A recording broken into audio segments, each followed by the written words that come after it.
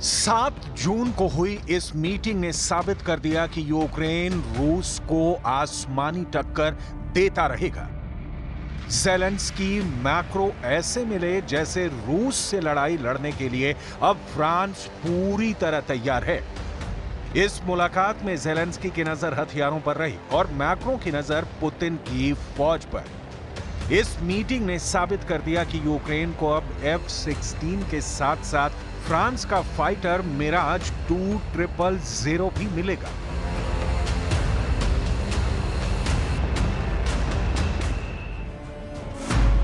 इसकी guarantee France के राष्ट्रपति इमैनुअल मैक्रो ने दी है। मिराज 2000 यानी वो लड़ाकू विमान जो राफेल से पहले फ्रांस का टॉप फाइटर जेट माना गया। अब यही फाइटर यूक्रेन के पास आएगा और रूस के सुखोई विमानों से टक्कर लेगा। इस वक्त यूक्रेन को जो फाइटर जेट मिलना पक्का हो चुका है, पहला है F-16 और दूसरा है Miraj 2000।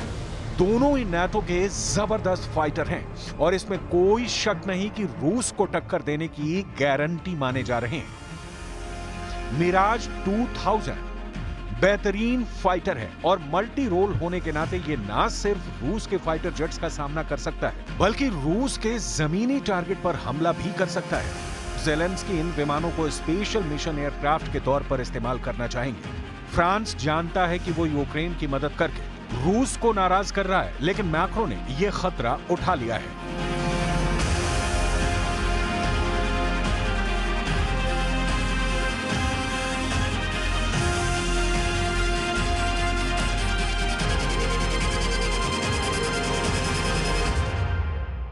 pour l'aider aussi longtemps et aussi intensément que nécessaire.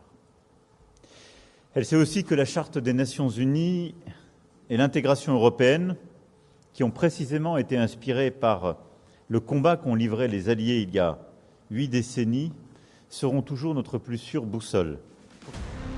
Ukraine को मिल रहे फाइटर जेट वाले तोपों को देखकर पुतिन बहुत गुस्सा है और वो बार बार बता रहे हैं कि नाटो रेड लाइन को क्रॉस ना करे, क्योंकि अगर लक्ष्मण रेखा को पार किया गया तो रूस ऐसी सजा देगा जिसके धमाके की गूंज लंदन और वॉशिंगटन डीसी तक सुनाई देगी। फिलहाल रूस की नई वार्निंग फ्रांस के लिए आई है और ये साफ साफ मिराज 2000 जेट को लेकर है। Любое представление о помощи в сторону подрыва ситуации. Ну и, конечно, приближая вероятность прямого столкновения с нашей страной. А это чревато непредсказуемыми последствиями для безопасности уже не только в Европе, но и мире.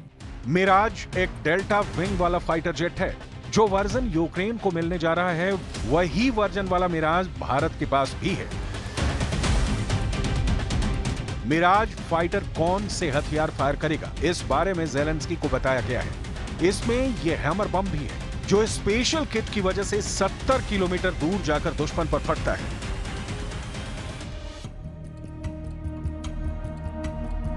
ज़ेलेंस्की बार बार पूछते रहे हैं कि पुतिन के हवाई हमलों से यूक्रेन को कौन बचाएगा।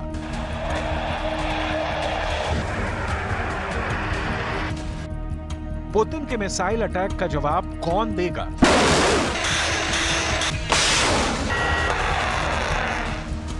पुतिन की फौज को उनके घर में घुसकर कौन मारेगा? इसीलिए ज़ेलेंस्की को यह भी चाहिए यूरोफाइटर। ज़ेलेंस्की ने इसकी भी डिमांड की है, मिराज 2000, और ये वाला जहाज तो ज़ेलेंस्की को जरूर चाहिए, F-16। ये बात साफ है कि यूक्रेन को बचाने से ज्यादा ज़ेलेंस्की रूस पर हमले के लिए बेकरार है और अब इसमें फ्रांस भी उनकी मदद को आगे आ गया है। Англосаксы откровенно подстрекают киевский режим к совершению варварских терактов. Судя по всему, разрушений им мало. Они требуют от киевского режима еще. Они поощряют впрямую наносить удары в глубине России. И даже этого им мало. Теперь в Вашингтоне и Лондоне взялись за планирование масштабных диверсий. मिराज और F-16 जैसे फाइटर जेट मिल जाएं तो ज़ेलेंस्की डॉनबास में रूस के ठिकानों तक ही नहीं, बल्कि मॉस्को में पुतिन के हेडक्वार्टर यानी क्रेमलिन तक हमला करेंगे। ये ताकत हासिल करने के लिए ज़ेलेंस्की ने बहुत पापड़ बेले हैं।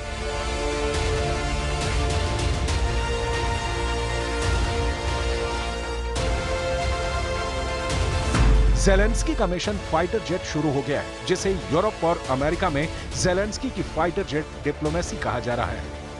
ज़ेलेंस्की ने मिराज और F-16 फाइटर जेट को लेकर 5 फायदे बताए हैं। इसमें यूक्रेन की जरूरत से लेकर अमेरिका को लालच और ऐसे वादे भी हैं जिन पर यकीन करना बाइडेन के लिए दो धारी चाकू पकड़ने जैसा है। पहली वजह, यूक्रेन अगर F-16 से लड़ेगा तो वो रूस के सभी हमलों को रोकने में कामयाब रहेगा, यानी उसका स्ट्राइक रेट 100% हो जाएगा।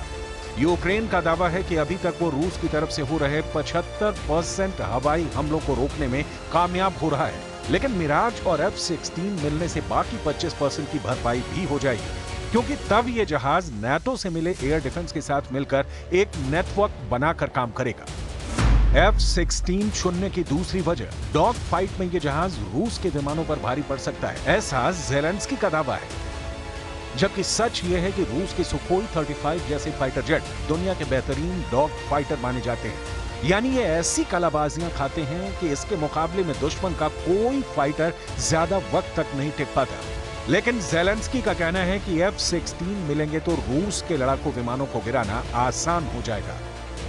हालांकि अब तक नाटो को यह समझ में नहीं आ रहा है कि रूस से कैसे निपटा जाए। ज़ेलेंस्की भी परेशान है कि अगला हमला रूस कैसे करेगा और वो उसे कैसे रोक पाएंगे।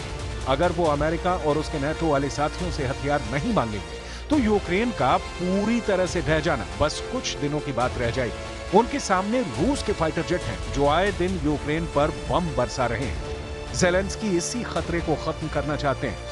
इसमें चाहे पुतिन के फाइटर जेट हों या फिर पुतिन के अटैक हेलीकॉप्टर, रूस की एयर पावर 24 घंटे यूक्रेन पर खतरे की तरह मंडरा रही है। यही ताकत है जिसे दिखाकर पुतिन बार बार कह रहे हैं कि यूक्रेन को हथियार डालने पड़ेंगे, क्योंकि इससे कम में वो मानने वाले नहीं हैं।